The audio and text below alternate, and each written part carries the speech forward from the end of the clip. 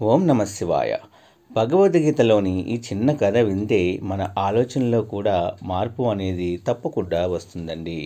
భగవద్గీత సర్వశాస్త్రాలను తనలో ఇముడ్చుకుంది అని, పారాయణం మాత్రం చేత మోక్షాన్ని సైతం అందించగలదని చెబుతారు. మోక్షాన్ని సైతం అంటే మోక్షమే ఇవ్వగలిగింది, ఇహలోకంలో దేన్నైనా అందించగలదని అర్థము. పారాయణ మాత్రం మన కోరికలన్నీ తీర్చగలదు అంటే ఇందుకు పెద్దలు ఒక కథ చెబుతారు. ఒక ఊరిలో ఒక పండితుడు ఉంటారు.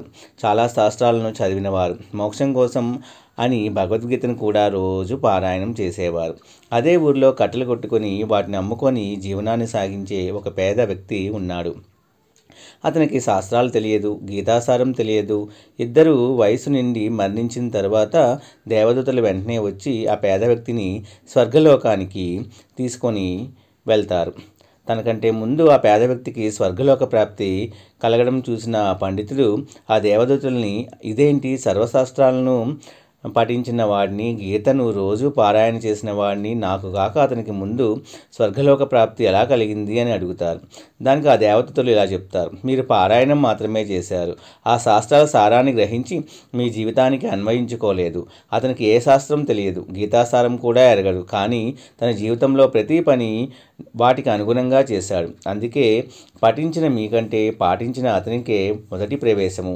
ఈ చిన్న కథ ద్వారా మన పెద్దలు మనకు చెప్పదలుచుకుంది, పారాయణ చేస్తే కష్టాలు తొలగుతాయి అంటే వాటిలోని సారాన్ని గ్రహించి ఆచరణలో గనక పెడితే మన జీవితంలో ఎదురయ్యే సమస్యలను మనము ఈజీగా, సులభంగా మనము దాటడం అనేది కష్టంగా తోయదు. మనకి ఎప్పుడు ఎలా మలుసుకోవాలో తెలిస్తే ఎన్నో సమస్యలకు సులువుగా దాటగలము.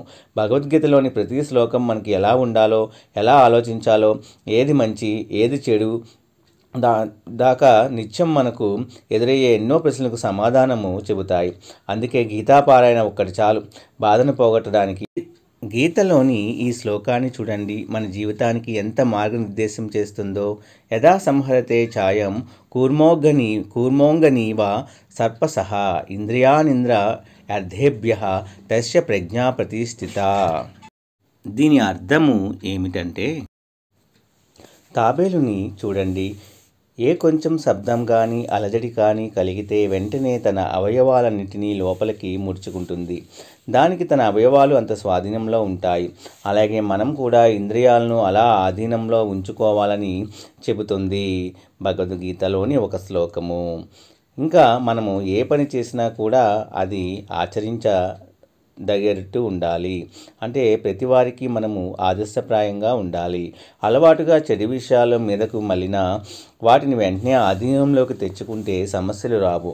ఇంకో మాటలో చెప్పాలి అంటే, ఇంద్రియాలను ఆధీనంలో ఉంచుకుంటే జ్ఞానం స్థిరంగా ఉంటుందని, సాధకులు అన్వయించుకుంటే సామాన్యులు మనసు ఎప్పుడూ మన బుద్ధికి లోబడి ఉన్నప్పుడు మంచు చెడ విశ్లేషణ సాధ్యపడుతుందని, ఆ విశ్లేషణ మనల్ని వివేకులను చేసి సమస్యలను కొని తెచ్చుకోకుండా చేస్తుందనే చెప్పుకోవచ్చు.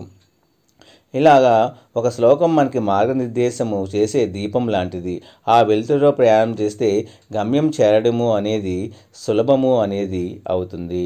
నా వీడియోస్ కనుక మీ అందరికీ నచ్చినట్లయితే please like, share and subscribe and support my channel. ఓం నమ శివాయ. ఓం నమ శివాయ.